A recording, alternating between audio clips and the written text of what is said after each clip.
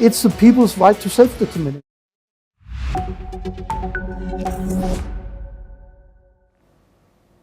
Hello and welcome viewers, I'm Pia and you're watching the World Report on NewsX World, and here are the top headlines. Kyiv's mayor says nearly every district has come under massive attacks at dawn, with 4 killed and dozens injured. Russia fired hundreds of drones and missiles while claiming it downed over 200 Ukrainian drones in retaliation. Gaza officials say that Israel has handed over 15 Palestinian bodies a day after Hamas returned a 73-year-old hostage's remains. Authorities are identifying the remains as these exchanges continue. Beijing has firmly opposed the U.S. approval of a $330 million arms sale to Taiwan, calling it a breach of the One China principle. The Foreign Ministry says the deal must be cancelled immediately. The UN Rights Council has opened a special session on Sudan to consider a fact-finding mission into the killings in El Fasher. Its chief, Volker Turk, has called the bloodshed a stain on the world as evidence is gathered for possible ICC action. The paramilitary rapid support forces push into eastern Sudan in a new escalation of the civil war. This comes after the RSF consolidated its grip over Darfur last month, intensifying the fight in the region despite the United States' push for a ceasefire.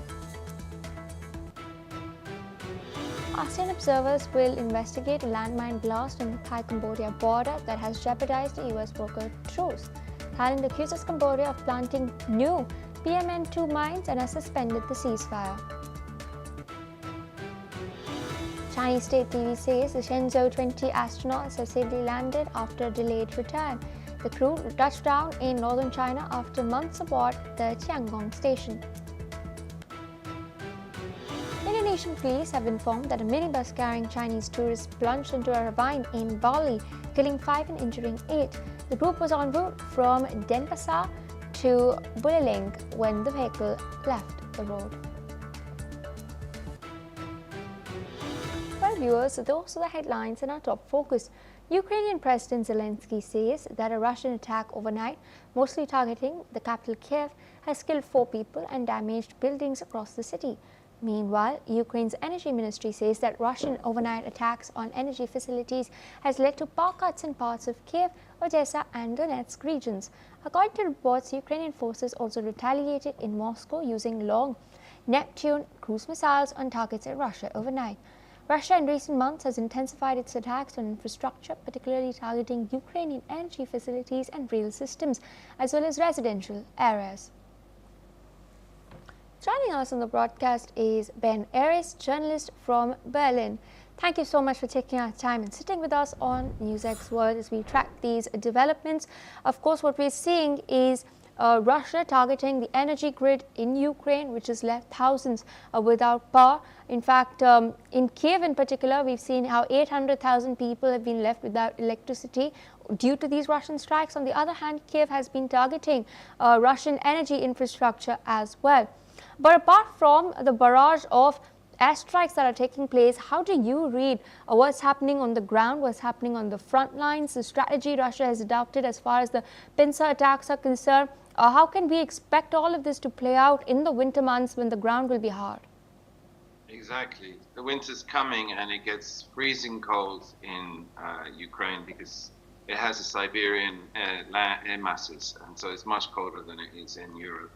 And so the strategy by Russia is basically putting as much pressure as it can onto Ukraine in multiple ways in order to try and demoralize the people and force the government into capitulating. And so, as you mentioned, there's this epic battle going on around the city of Pokrovsk in the Donbass, which is coming to a head. It's not over yet, but the fighting there is extremely bitter. But the Ukrainians seem to be on the back foot, so they're going to suffer probably a major strategic military defeat. And at the same time, the Kremlin is targeting the population. And in the last 2 years, what it's been doing is been targeting the non-nuclear generating capacity, and it's basically destroyed most of the power stations, the thermal power stations, hydropower power stations. And what it's doing this year, since the summer, is it's stepped up the attacks And so now it's going after transmission lines, substations. And if you look at the maps of the country at night, it's basically black. There's blackouts across the whole country. There's emergency power regimes already instituted in at least a third of the regions, probably up to half now. And they're targeting Kyiv in particular as the capital, where the sentiment is strongest, or at least most effective on the government. And that's been plunged into darkness. Center Energo, the key utility in Kyiv, has been hit multiple times. The substations have been taken out. And as you said, this is in response to Ukraine's own attack on Russia's energy, specifically the refineries. But unfortunately, this is a very one-sided fight because Ukraine has long-distance drones, which can do a lot of damage, and they are. But Russia has cruise missiles, ballistic missiles, powerful missiles, and when they hit something, they absolutely destroy it. And so I think as the snows are about to start, the Ukrainians are facing a very dark, very cold winter. Indeed, and you've stated that it's a one-sided fight. On that note, we've also seen the Ukrainians requesting the Americans for Tomahawks in order to sort of level the playing field and ensure that they have a slight edge as far as their defensive capabilities are concerned. But the US administration under Trump now has not really viewed this request positively. Trump has gone so far as to emphasize that the Tomahawks will not be sent. There was in fact a batch of Patriot missiles that have been shipped, but the lack of the Tomahawks being sent, how do you read into this and the United States stance? In particular, we do know that the US wants European nations to chip in more when it comes to Ukraine. Exactly. I mean, Ukraine doesn't have long-distance missiles. They've developed a Flamingo. There's been the first reports of its use, but, it's just a couple of missiles have been fired. Against this barrage from Russia is producing 2,500 cruise missiles a year, in addition to several million drones. And Ukraine doesn't have any effective air defenses. I mean, they've depleted their ammo and they've been desperately calling for new Patriot systems. Germany sent 2. They need at least 10 to protect the main cities. Zelensky's asked for 27, which is wishful thinking. The Americans have said no. And they're asking for these Tomahawk missiles to level the playing field so that Ukraine would also have extremely powerful missiles that could flatten refineries. All they can do now is do superficial damage with drones. And it's like the same story with the Leopard tanks, the same story with the F-16s. There's been talk of possibly sending some, but the bottom line is Trump has said, no, we're not going to send them. They're very expensive, and we need them ourselves for our own defense. And I think that they're not going to arrive. Because the other problem with them is that they're so powerful and they would do so much real damage that the West is continuously holding back on the Leopard tanks, on the F-16s. They send a few in the end for PR purposes, but insufficient and too late to make any difference on the battlefield, because the West remains terrified of escalating this and actually doing enough damage so that Russia is provoked into not just bombing Ukraine, but hitting bases in Poland, hitting bases in Romania, in a NATO country, and sparking Third World War. And that's why I think the Tomahawks will never arrive, because of that fear. Indeed, sir. With that, I'd like to thank you for taking our time, of course, putting all of this into context for our viewers. We have seen so far, as Mr. Aris pointed out, a very calibrated response from NATO, very measured response, even though Operation Eastern Sentry is underway. With that, viewers, we're shifting focus away from Europe towards what's taking place in Pakistan. Pakistan has reportedly arrested 4 members of a cell over this week's suicide bombing in Islamabad, which the government stated was led from Afghanistan. The attack outside court buildings on Tuesday was claimed by a faction of the Pakistani Taliban known as the Tehreek-e-Taliban Pakistan. Now, according to Islamabad, those arrested in connection with the bombing, which tragically killed 12 people and wounded 37, were linked to the TTP. These accusations come amid a sharp deterioration in ties between Islamabad and Kabul, with Pakistan blaming Afghan-based terrorists, particularly the TTP, for a surge in attacks since the Taliban returned to power in 2021.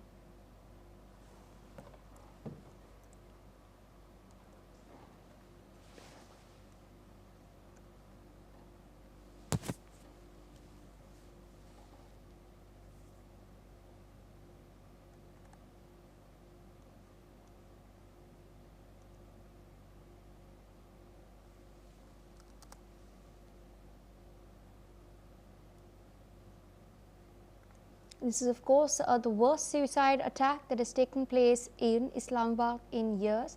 Remember, 12 people have tragically lost their lives. 37 were in fact injured. The blast occurred outside the judicial complex housing the Islamabad District and Sessions Court. 12 people, as I mentioned earlier, they've tragically lost their lives in an attack claimed by the Tehreek-e-Taliban Pakistan. We also know that the Jamaat-ul-Ahrar, the JUA, also claimed responsibility for this particular attack.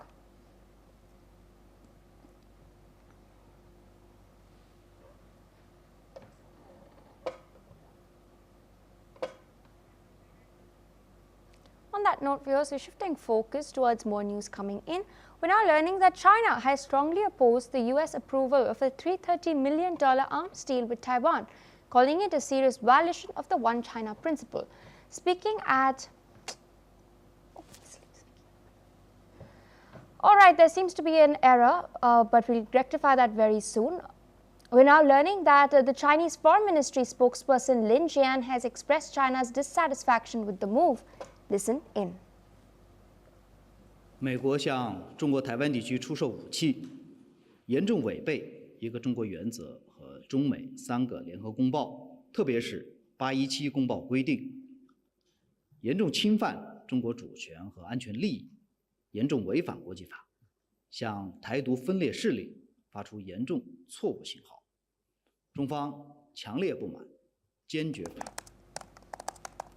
The deal, which includes fighter jets, spare parts and other military equipment, has raised tensions between the US and China as Taiwan continues to be a contentious issue in Sino-American relations. China sees Taiwan as a breakaway province and has repeatedly warned the United States against interfering in its claim over the island. With us on the broadcast is Mr. Ross Feingold, political analyst from Taipei in Taiwan. Thank you so much for taking our time and speaking to us on NewsX World. A lot of analysts have pointed out that this particular move will bolster Taiwan's defenses, especially through F-16s as well as C-130 cargo planes as well. We've seen a lot of incursions take place from the Chinese side into the median line as of late, the frequency of which has increased a lot as well, whether it's the aircrafts, whether it's the PLA Navy vessels as well. Could this then serve as a deterrence factor, or are we likely to still see China sort of continue its incursions and ramp it up, in fact, as their rhetoric now indicates? This potential sale by itself, frankly, is very minor. The dollar value is small, and it's mostly spare parts. So Taiwan has purchased weapons in the past, literally for decades, from the United States. China knows that the U.S. is periodically going to sell spare parts or upgrades to systems that have been sold previously. Now, of course, China is going to complain about that. But the reality is that the U.S. will continue to sell spare parts, and it will continue to sell new weapons to Taiwan as well. It seems that President Trump put a hold on that over the course of 2025 in the hopes of reaching a trade deal with China, which he did with Xi Jinping at their recent meeting in South Korea. But to answer your question specifically, this sale of spare parts, or even the sale of additional weapon systems by the United States to Taiwan, it's not going to change what China does, and China is going to continue with its incursions into the air and the seas near Taiwan. It's going to continue to put pressure on Taiwan's military, and China has the ability to do that. It has so many more planes and ships and personnel and a budget that are all far greater than Taiwan. So no matter what the U.S. sells to Taiwan in the coming months or years, the Chinese pressure will certainly continue. Indeed, and speaking of what's taken place as of late, this is not the only thing we have seen. We've also seen Japan come in and sort of back Taiwan as well, stating that any attack on Taiwan by the Chinese would also constitute the Japanese coming in and stepping in Taiwan's aid. In light of this, we did see some threats being given by the Chinese Consul General in Osaka against Prime Minister Takeichi. China has, of course, tried to distance itself, but nonetheless, it's their representative who has come out and made these very vile threats, if I may say so. What do you make of the rhetoric that the Chinese are now adopting? Is it their bid to sort of control the narrative?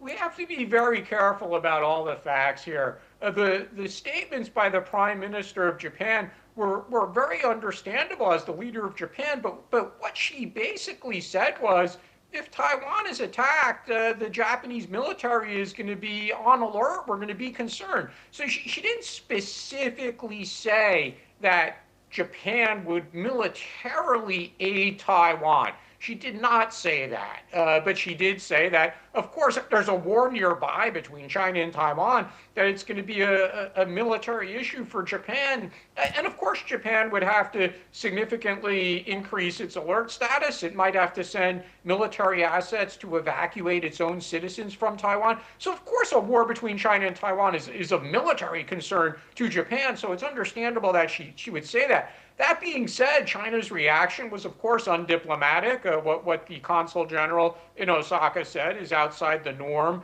of statements made by diplomats, even if he objected to what she said.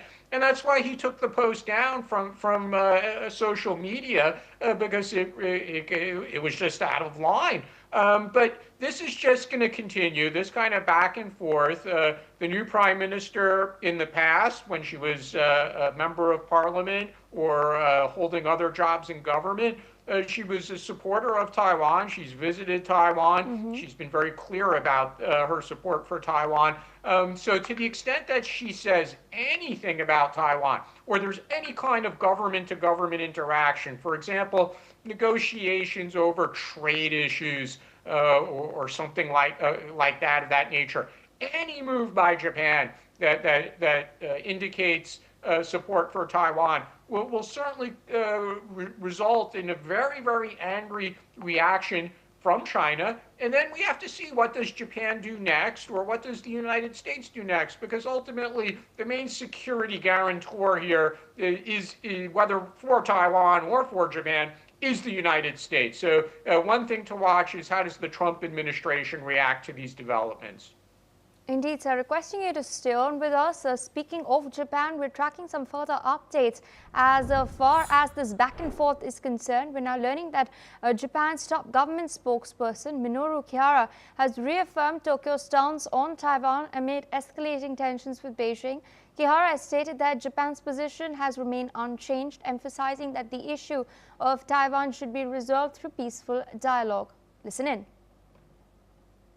総理の国会での答弁に関しまして、中国側から抗議の申し入れがなされました。これに対し、我が方からは、高市総理の答弁の趣旨と、我が国政府の立場について、中国側には改めて説明を行い、反論をいたしました。今般の中国の大阪総領事の投稿について、中国の在外公館の長との言論として、極めて不適切と言わざるを得ず、強く抗議の上、改めて中国側の適切な対応を強く求めました。台湾海峡の平和と安定、これは日本の安全保障はもとより、国際社会の安定にとっても重要であり、台湾をめぐる問題が対話により平和的に解決されることを期待するというのが、我が国政府の一貫した立場であります。また、政府の台湾に対する立場は、1972年の日中共同声明の通りであり、変更はございません。中国側に対しては、引き続き適切な対応を強く求めてまいります。As I mentioned earlier, the diplomatic row flared up after Japanese Prime Minister Sanae Takeichi's remarks in Parliament last week, where she suggested that a Chinese attack on Taiwan could pose a survival-threatening situation for Japan, potentially triggering a military response. These remarks, of course, drew the ire of China, as tensions between the two countries have since now deepened. In response, Japanese local media has reported that the Chinese embassy in Tokyo has advised staff to avoid public outings due to concerns over rising anti-China sentiments as well. Still with us on the broadcast is Mr. Ross Fingold. We of course know, even before Takechi came to power, that she's been a China hawk. You've mentioned it as well. She visited Taiwan earlier, and she's been quite open about all of this. Even in her meeting with Xi Jinping earlier, she stressed on transparency. She tried to, of course, set the tone of the conversation. This has clearly not gone down very well with Beijing.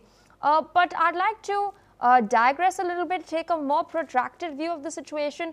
Amidst all of this back and forth, how do you think Washington is eyeing what is taking place? First, the United States has the bilateral security agreement with Japan. So if Japan were ever attacked, the United States is obligated to come to Japan's military aid. And I think President Trump is committed to that. The United States is also committed to supplying weapons to Japan, although Japan has its own and a growing local defense industry. And the United States will also continue to put pressure on Japan to spend more on defense.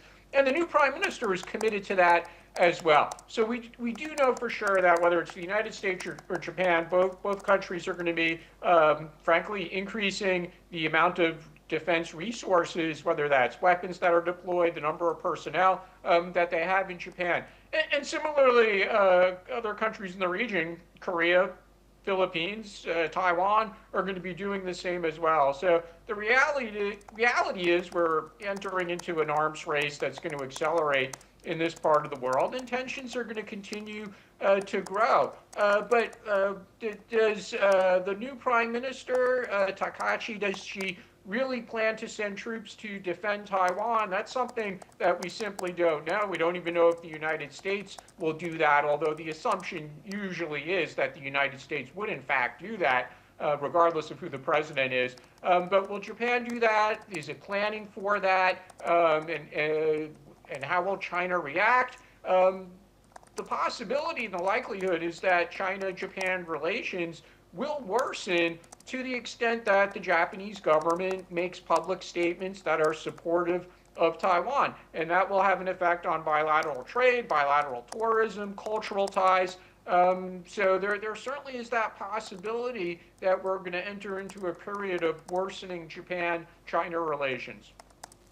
All right, Mr. Fengo, with that, I'd like to thank you for taking out time, of course, putting all of that into context and explaining it for our viewers. On that note, we're tracking some news coming in from Indonesia. Some tragic reports are coming in that at least 5 Chinese tourists have lost their lives and 8 others have sustained injuries in Bali after their rental minibus plunged into a shallow ravine. The 13 tourists were traveling from Denpasar to the northern region of Beliling when the incident occurred. Local police chief Widwan Sitadi has stated that the driver lost control of the vehicle in an attempt to avoid colliding with another car. He swerved to the left and crashed into a tree. Emergency responders rushed the victims to the nearest hospital. Despite medical efforts, 5 of these Chinese nationals succumbed to their injuries. Though the driver survived, he is still hospitalized with injuries. Authorities have since launched an investigation into the crash to determine the exact cause and ensure road safety for tourists visiting the popular Indonesian resort island. In further updates, we're now learning that Chinese President Xi Jinping is holding a bilateral meeting with Thai King Maha Vajiralongkorn in Beijing, which is the first state visit by a reigning Thai monarch since bilateral ties were established in 1975. President Xi has stated that China is willing to strengthen strategic cooperation with Thailand and steadily promote cooperation on major projects such as China-Thailand railways. He's also confirmed that China will expand imports of high-quality agricultural products from Thailand. Thailand was a key ally of the United States during the Cold War, but China is now the country's largest trading partner, and ties between Bangkok and Beijing have warmed considerably in recent years. Well, viewers, this is all the time we have for At the World Report. In this particular bulletin, we will continue to track all of these updates very, very closely. In the meantime, we're dipping into a quick short break.